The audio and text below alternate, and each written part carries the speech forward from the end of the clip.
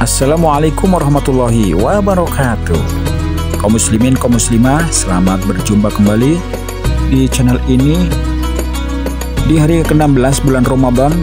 Kali ini tausiah diisi oleh Ustadz Ishaq Abdul Aziz di Masjid Al-Islah Tunjung Muli, Kecamatan Karangmuncul, Kabupaten Purbalingga.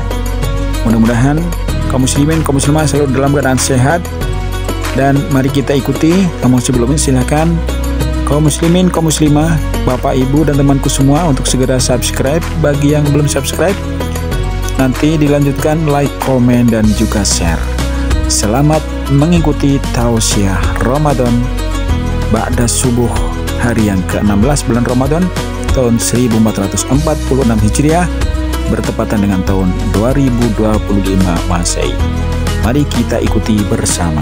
Assalamualaikum warahmatullahi wabarakatuh. Waalaikumsalam warahmatullahi wabarakatuh. Alhamdulillahil mannan khaliqul insi wal jinn. Asyhadu an la ilaha illallah al-malikur rahman. Asyhadu anna Muhammadan abduhu wa rasuluhu nabiyyu akhir zaman. Allahumma sholli wa sallim ala Muhammadin khairil anam wa ala alihi wa ashabihi wa atba'ihi ajma'in ila yaumil qiyamah. Qala Allah ta'ala a'udzu billahi minasyaitonir rajim. Bismillahirrahmanirrahim. Wa fi anfusikum afala tubsirun. Jamaah subuh, para pendengar yang semoga mendapat rahmat Allah, dan semoga ibadah kita dalam Ramadan dengan segala bentuknya, rangkaian kita berpuasa sebulan suntuk itu bisa diterima oleh Allah Subhanahu wa Ta'ala. Amin. Terlebih di dalam Ramadan itu, di samping namanya juga sudah lepas. Ramadan itu bahasanya wong Tunjung Muli membakar, rombonong nyepuh bahasanya tukang balik. Tukang rekaman ya pacu ya, dia sepuh kue kanannya rondo. Dalam satu tahun ada nama bulan yang namanya Ramadan. Artinya saatnya kita itu disepuh, diobong maksudnya. Apa yang diobong? Segala sesuatu yang bergerak di hati, yang diberikan hati belum atau tidak menerima terhadap aturan Allah. Kali ini kami akan membawakan judul. Apa itu judulnya? Bu, catat gue. Sebelum melangkah global menghadapi kesurupan masalah. 10 langkah global menghadapi kesurupan masalah. Kok 10? Ya 10 baik jumlah. Ada lebih baginya masing-masing yang bisa dihitung kalau ada. Tapi akan kami temukan secara ijmali, secara global, dan insya Allah tidak akan, kalau tidak selesai ya disambung pada sudutnya anak. Tapi saya upayakan untuk selesai. Dengan catatan jangan pada betah oleh menyendai pagar. Jadi sekarang dengan saya ya, kalau berblok matuk ringkas saja, tidak kadang-kadang itu dihadapkan baik sengaja maupun tidak sengaja ada orang yang kesurupan. Maksudnya kesurupan terkena gangguan jin, setan. Ada lagi bukan hanya 1, 2, tapi banyak Nah ini dikatakan menghadapi kesurupan massa. Padahal ana wong 10 jam keluar kabeh massa. Apa yang harus kita laksanakan? Jangan kita panik menghadapi syaitan rajim yang masuk kepada pribadi-pribadi manusianya. Atasi kita dengan segala permohonan kepada Allah Subhanahu wa Ta'ala. Antara lain kami preventif nikah utawa bulangi jenengan segera membaca surat-surat kul a'udzu birabbinas, terus falaq, ikhlas, sama dengan ayat kursi. Itu panjenengan surat apa? Surat-surat itu, ayat-ayat itu ringkes-ringkes, tapi sebagai senjata pemanah terhadap pribadi masing-masing supaya setan jangan masuk. Bahasa yang dulu setan orang doyan, dompet orang bulik, yang kami itu setan orang doyan, dompet orang bulik. Pencegahan kita supaya kita itu selamat adalah kita dekat kepada Allah Subhanahu wa Ta'ala.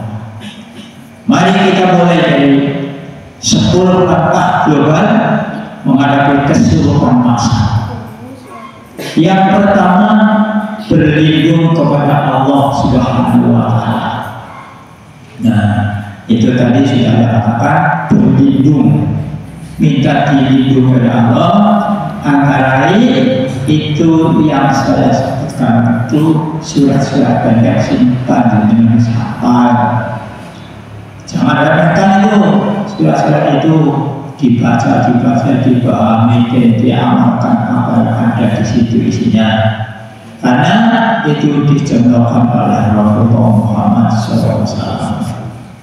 Dalam menghadapi pribadi ataupun kita atau satu masyarakat itu sebagai senjatanya.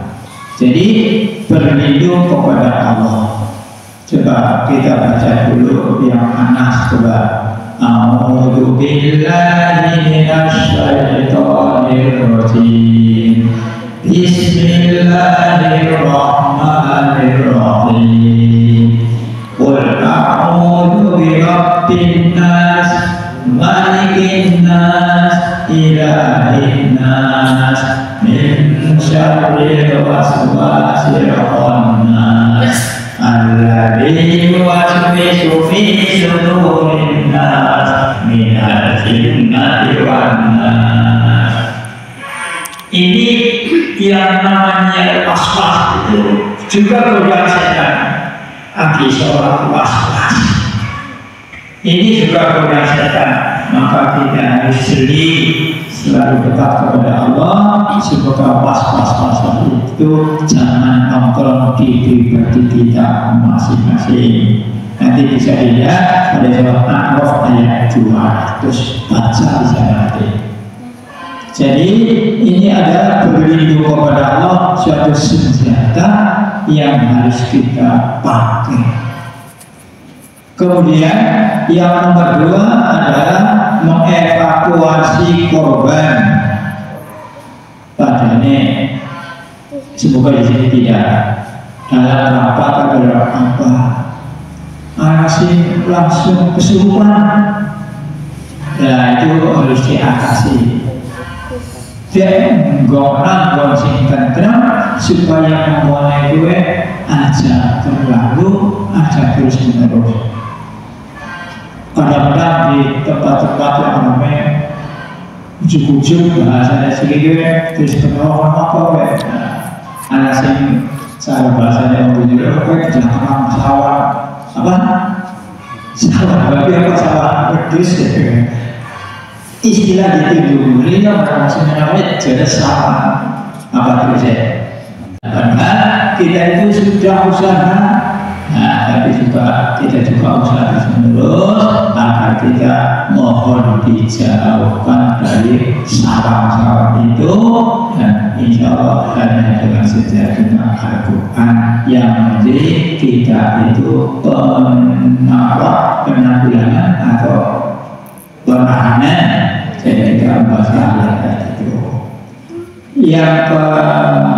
kedua, mengevakuasi korban. Yang ketiga, memberikan pertolongan pertama kepada korban. Ya, semuanya bagaimana ditolong, ada jujur baik. Tapi saya pernah lihat ada orang kena kesurupan sehingga ada 75 ke sawah kue jelek, nah coba kembali mati. Oh, paling gampang mati ada yang begitu. Yang mungkin memang sudah terbiasa orang itu kena kesurupan begitu. Nah ini juga harus kita bagaimana orang itu agar tidak terkena sesuatu yang sangat-sangat, karena juga orang lain bisa merasakan keadaannya. Kemudian dalam rangka memberikan pertolongan pertama ini juga harus hati-hati. Kadang-kadang karena kesurupan mabuk bisa baik, artinya hati-hati dengan makasihnya, dan juga perlu juga bantuan-bantuan yang lain. Yang keempat, menenangkan yang bukan korban. Surat Al-Baqarah ayat 28. Menenangkan yang bukan korban. Ya biasanya terwakil pada hukum mungkin masih nangis dan macam-macam. Jadi ada jurubicaranya esnalnya. Tenang pada dirinya Allah, musibah Allah supaya boleh kena kesurupan enggak ingat jadi terus sadar. Dan juga ada metode-metode lain seperti bawa dan kesirama atau diminumnya air hujan dan sebagainya.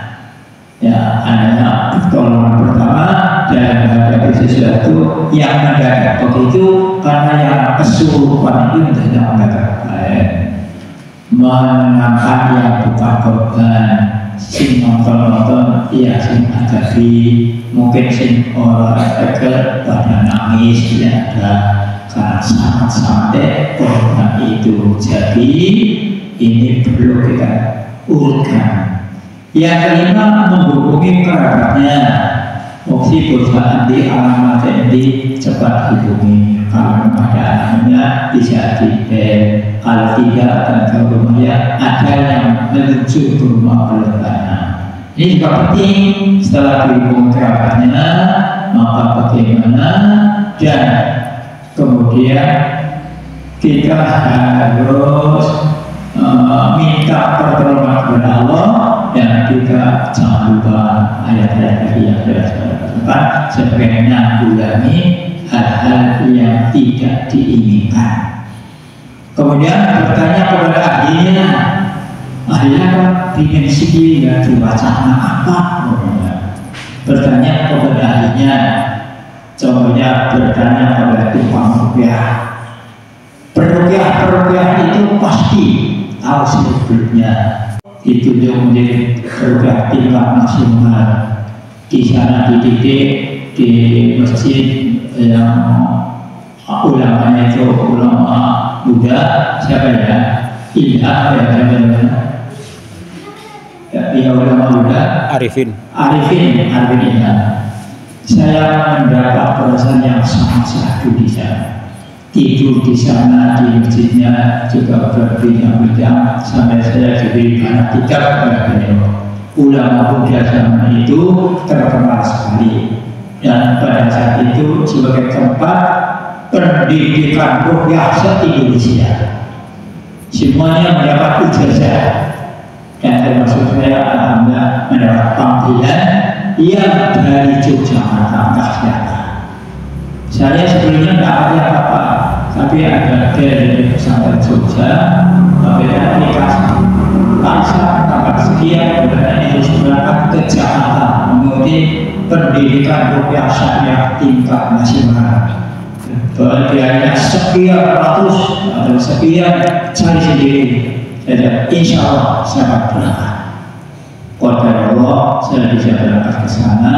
Setelah datang ke sana, saya kira tidak jauh-jauh. Sebenarnya ada yang di Ambon, Jakarta, di Sumatera dan sebagainya, tapi jumlahnya hanya 51 orang. Dididik, dilatih, dipraktekkan sampai matang, dan sejumlah orang itu mendapat sertifikat terruqyah nasional. Kemudian ini harus kita dasari apakah keikhlasan perjuangan menolong kepada orang-orang yang terkena kesurupan atau terkena godaan syaitan itu. Kemudian yang nomor 7 ya. 6. Bertanya kepada ahlinya. Mungkin orang ini belum mengerti ahlinya, bagaimana cara aturnya dan sebagainya, maka ada perintah fas'alu ala dzikri in kuntum la ta'lamun. Takon kae mari sing daya obati, sing daya atasi aja jadi baik. Karena banyak sekali orang yang menolong tapi justru terjerumus kepada kemusyrikan. Penolong-penolongnya orang nanti batas-batas. Oke, dibilang lagi dan sebagainya. Jadi orang itu merasakan, tapi sing nulungi cara setan. Ya boleh, sing nulungi cara setan. Oke, desa sini dan sebagainya. Karena tidak tahunya mungkin atau karena ilmunya yang belum mengerti, atau dengan hal-hal yang tidak dilarang. Karena banyak sekali menolong itu dalam suatu yang karena sterilisasi apa dan sebagainya itu adalah larangan hati, dilarang oleh agama. Jadi Al-Quran saja yang digunakan untuk menanggulangi hal yang begitu. 3 nomor itu mengevaluasi diri. Ayatnya wa fi anfusikum amala tubsirun. Jadi sebenarnya kita dididik oleh Allah mawas diri. Mawas diri maknanya loh ini urut kayak ngaji dia, urut kayak upamane, urut kayak salah binasasan, urut kayak ayat kursi, dia dimawas. Maka diri ibu bapak sama pada diri Al-Quran itu obat. Secara global ayat menyebutkan A'udzubillahi minasyaitonir rajim. Bismillahirrahmanirrahim. Wa nunazzilu minal Qur'ani, kami turunkan Al-Quran bahwa syifaun sebagai pengobatan, sebagai penyembuhan. Syifa itu penyembuhan, baik lahiriah maupun batinnya. Wa nunazzilu minal syifaun wa rahmatun, dan kerahmatan. Di sini disebutkan bil mukminin, bagi orang yang beriman kepada Allah. Kalau orang tidak beriman sebelumnya malah Quran siapa banyak mendengarkan Quran berada pinter kupingnya. Nah ini tapi orang Islam yang mendapat hidayah itu siap menerima Al-Quran sebagai obatnya. Dan pengalaman kami setelah kami dididik itu sangat banyak merugikan yang hal-hal yang aneh-aneh, sing kesurupan, sing apa banyak. Dan kami pernah juga diminta rukyah di Kalimantan Timur. Saya diajak malam di sana, juga pernah di Sumatera, di mana-mana. Itu bukan hanya pengobatan, tapi saya turunkan ilmunya. Begini dan sebagainya. Nah inilah alhamdulillah meruqyah itu adalah pengobatan yang sangat dibutuhkan di orang beriman. Kalau tidak salah kemarin saya bilang sudah ada yang di Pakujunya itu brosur kemarin sudah ada dibaca. Nah itu bisa dibaca. Memperbanyak zikir itu harus sambil diputuskan. Ada zikir pagi, zikir apa dan apa itu dibaca, dihafalkan, dimengerti. Mengapa? Karena kita sejatinya darah kita itu akan dialiri terus oleh setan. Asyaiton yajri majrudan Setan mengalir di aliran darah manusia. Bagaimana kita membunuhnya? Harus ditentukan. Asyaiton setan yajri, mengalir dengan cepat. Anggap berapa sih masa yang sih? Tapi anggap berapa caranya sih? Penting banget pada ketika yang penuh setan. Jadi karena hadis asyaiton yajri majrah, setan itu mengalir di aliran darah manusia. Tidak ada jalan lain kecuali dengan Al-Quran apa mereka dan sebagainya yang tidak usah dicerita, tapi pelajaran seperti obati atau kemusyrikan yang sudah sama. Jadi obati semua yang harus dengan cara yang diberi oleh Allah Subhanahu wa Ta'ala. Rumusnya itu tadi asyaiton yajri majrah, setan itu mengalir di aliran darah manusia. Maka kita harus tahu bahwa anfusikum apalah tubsirun. Bagaimana pribadi kita menangani masalah itu? Ya tidak siji disepermasi, keeling marifat Allah, dan juga singkiri larangan-larangannya. Karena larangan Allah itu biasa disenangi dengan makhluk yang bersifat agresif. Kemudian nomor 9, meluruskan akidah dan menguatkan iman. Dengan kita berramadan, insya Allah kuat imannya, akidahnya kuat, karena setiap langkahnya kita memuji kepada Allah, dan berangkat dari rumah juga sudah Bismillahirrahmanirrahim menuju kepada sesuatu yang tiada tanah kemuliaannya. Dengan yang lain tidak ada, maka panjenengan pada maka sekarang mengamalkan dan ngaji, jangan malah wisudu berpakaian bagus, insya Allah banyak pahalanya. Dari dia saja sampai kepada masjid sudah ada pahala. Kemudian jangan dan khusyuk, ini pahalanya sangat banyak. Yang terakhir bertawakal kepada Allah Subhanahu wa Ta'ala. Baca ayat 23. Jadi secara ringkas, mari kita membina pribadi kita dengan Al-Quran. Sampai-sampai banyak orang yang sudah belum mau kita mengingatkan jangan membaca. Kami punya senjata langsung, yaitu Al-Quran Sirotah, Al-Quran Syiah. Dan banyak di lapangan yang sudah mana terutama ini belum sembuh, tapi ada yang sadar di rukyah. Rukyah itu bukan hanya harus sakit, orang wafatnya susah juga di rukyah.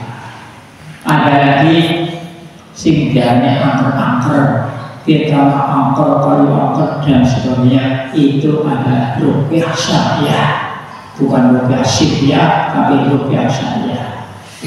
Semoga apa yang berubah ini saya berikan di hadapan Anda semuanya, mendapatkan keridhaan Anda, mendapatkan keikhlasan dalam hidup ini, dan berniat untuk meningkatkan kekebalan menghadapi godaan setan dalam bulan Ramadan. Itu kita sedang dididik. Bahasanya wayangnya nanti digodong nikah sandra tiba. Godokan kita itu di Ramadan ini insya Allah ijabah. Demikian apa yang saya sampaikan, karena waktunya mari kita akhirkan. Subhanallahumma wa bihamdika asyhadu an la ilaha illa anta astaghfiruka wa atubu ilaik. Bila taufiq wa hidayah. Assalamualaikum warahmatullahi wabarakatuh.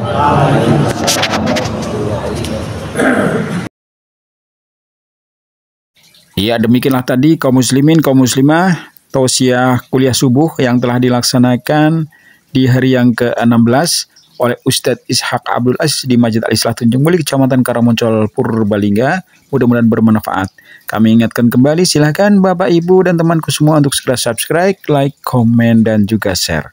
Atas kerjasama dan kebersamaannya kami ucapkan terima kasih. Wassalamualaikum warahmatullahi wabarakatuh.